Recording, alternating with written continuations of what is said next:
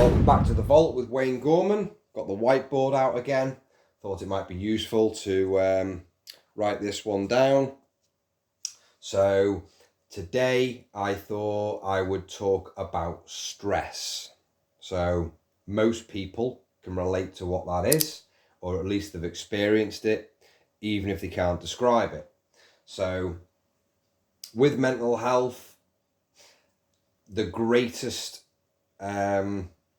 tool in your armory when it comes to getting things clear is awareness, without a doubt. So becoming aware of what is actually going on internally in your mind and being able to figure out how to redress balance. And so that's what I'm here for, is to help you readdress the balance in your mind. If that's what is required, I'm sure it will be, otherwise you wouldn't be watching me videos. So, stress, there are two different types of stress. You can go and check this out online.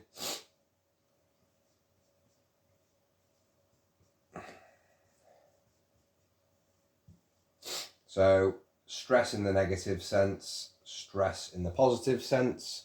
So, everyday stress just is called stress, that's labelled negatively. And then you've got eustress. Some genius has figured out if you put an E and a U in front of it, it becomes positive, right? That wasn't me. I don't know who made that up, but that's what people call it. So we've got positive stress. So positive is not a problem. So my channel's all about solving problems, or actually realizing they don't exist in the first place is more accurate. But there's a process to be followed in order to solve the idea that there's a problem. So I know that might sound a bit complicated, and I will get into that kind of thing in later videos, but for now I'm trying to keep it a little bit more basic. I don't want people getting even more confused when they're watching what I'm doing. So on the surface, we've got eustress, which is positive. It gets dealt with, whatever it is. Take a scenario like you're in work and your manager turns around and says to you, right, there you go, there's your work for today. And you go, okay, that looks like a big workload, but do you know what? I'm going to create myself a positive mindset here, and I'm going to rise to the challenge, and I'm going to get through it. And that is what would happen. You'd be experiencing stress, however, you'd be dealing with it. You're up for the challenge. Some people need a bit of a kick up the backside in work anyway, and so they thrive off that if someone gives them a little bit more, because they're susceptible to being lazy. So, you know, that can help. If you've got someone in work that will drag the heels and, walk around polishing bolts with a rag all day, then it's not a bad idea to give them more work than they're able to cope with, because it'll give them that kick. And by the end of the shift, if they hand anything back, then you've got a day's work out of them. So that's what I'd do if I was a manager. So eustress is positive. So I'm not going to look too much into that, because there's not a lot to be said about it apart from the individual handles it. So when it comes to negative stress, now we're talking about people that don't handle stress very well. They don't understand what it is. And so therefore, if you don't understand what it is, there isn't a lot of awareness there, you're not going to be able to do anything about it. So I've come up with a nice, simple way of looking at it. If you're experiencing negative stress, then you're going to have overwhelm.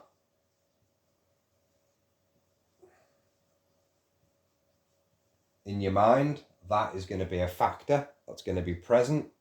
There could be a lot of information.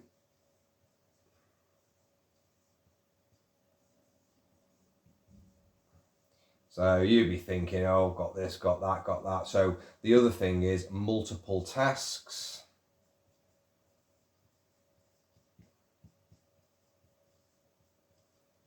And we don't need to complicate this. A lot of this is easier to understand if you don't go into it any more than you need to. So You've got overwhelm, a lot of information, multiple tasks. I think everyone can relate to that in a workplace situation where you're pulling your hair out. Oh my God, I've got to do all this here. And you're reading a lot of documents, or, you're given a lot of information and you're thinking, I've got this to do, that to do, this to do. And your mind's bouncing around everywhere. And so therefore you start experiencing stress in the negative sense. So that goes on. And there's actually only two things. So I like to make things nice and simple in order to cope in that situation. So if you find that you're feeling like you can't cope, which is generally down to, it could be your physical condition, your mental condition, you might have had a bad week, it can be sleep deprivation, it can be your diet, it can be external stresses in your life, and all these things can add up. So things you could normally cope with in work, you're struggling on this particular day or week or month or whatever it is. So anyway, we've got negative stress. So two things. If you start work at 9 o'clock, for example, and finish at 5, let's just say that happens, hypothetically. Stress will arise then if you are given a volume of work that is greater than what you can do in that shift. So there's your start time and there's your finish time. Right? So ideally, we want a workload here to fill our day. And if you're lucky, you get your lunch break in the middle, midday. You can have a nice sandwich and a packet of crisps, if you're lucky. So that's the ideal. We work our shift, we work from 9 till 5, we get our lunch, and this is your workload here. Now, what will happen if you're given too much work is you might have to forfeit your lunch. So that's going to get coloured in, unfortunately. You won't be having that today. And also, you might have to get to work a little bit earlier, unfortunately for you, on that day. Now, if you don't get to work earlier, when your boss has already given you your workload, if it's the day before you're given your workload, then you'd be prepared. You're going to end up rocking up around about here. You get to work an hour early, say, half an hour, whatever the case is. And then at the end of your day, guess what? You're working over. Because at 5 o'clock, everyone else has gone home and they've left you doing whatever you're doing there, either in the office or stacking shelves or whatever your job is, cleaning pots, washing up, who knows, you're working over. So this is what your shift looks like. Now, if you don't want this from here to here, right, you're going to be unhappy. And so therefore, you're going to start getting stressed because now your mindset is negative. You've developed a negative mindset and you're thinking, okay, I don't like this, I don't want this, and all these type of thoughts start coming in. And so your stress levels start increasing. You then start experiencing overwhelm. You then start thinking, why me? Why have they put this on me? Why can't they do that? And so on and so forth. So there's two things that are going to help in this situation. And if I just write them down here, time and competence. Now, these are the two things. If you remember, time and competence, both of those collectively create negative stress if we're talking negative. So, time to do the job. Well, if you haven't got it, that's going to create stress because you don't want to work this, you don't want to work this, and you don't want to work that. And your level of competence, if someone's off work and you're handed a workload that you're not used to doing, and then you feel that that's going to take you longer, so that's time, and you don't feel as competent doing that because you don't normally do that job, then these two things combined are going to cause stress. So I haven't got the time, or it's going to take me longer because I'm not as competent at that particular job. So if you remember time and competence, the solution is simple.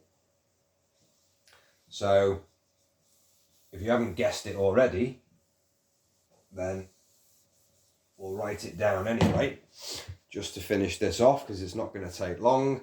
So with the time, you basically speak to your manager and you tell them that you haven't got enough of it, right? So what happens then is delegation. Don't know how you spell that. I'm going to guess, because none of my videos are scripted. We'll just put an A in there. That looks right. So delegation, it just means you're basically handing work to somebody else. So you speak to your manager, you realise that you haven't got the time, you let them know that's the case, and then you delegate. So that work either goes to somebody else, or it's an unrealistic expectation from your manager. You make them aware of that and say, I'll try my best, but I can't promise I'm going to get all that done, so that their expectations are lowered, that you're not going to get through it all. So if you hand work back at the end of the day, you've done your bit, you've been proactive, you've been informative, and you've let them know that delegation is going to have to be the case. So you either do that work tomorrow, or it goes to somebody else that can do it. Or you come to a agreement that you are going to be paid overtime for any extra work if you're willing to do it. So there's your time.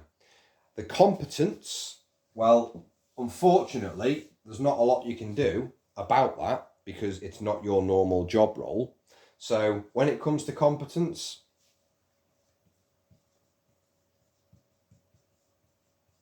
again, I would be speaking to a manager and I'd be saying, listen, you do realise that I don't normally do that job.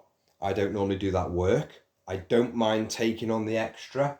However, I'm not competent, or as competent as my work colleague. It's not my normal area of work. You inform them, let them know, look, this is the situation. So again, you lower their expectations. They're of that understanding if they haven't already thought this through themselves.